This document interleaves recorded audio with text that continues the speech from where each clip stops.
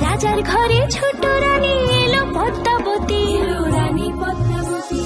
রাজার আরো 6টি রানীর ছিল না সন্তান, পদ্মাবতীর কোলালোতে মিলল সমাধান।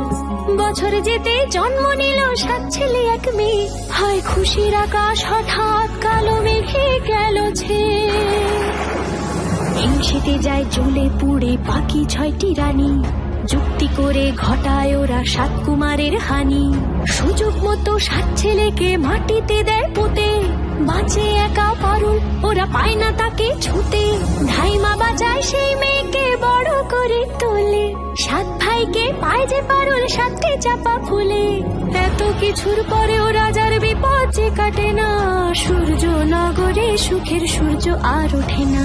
হিংসা বিবাদ বিচ্ছেদ আর প্রেমের কাহিনীতে পারুল বোন কি পারবে 7 ভাই চম্পাকে জাগাতে।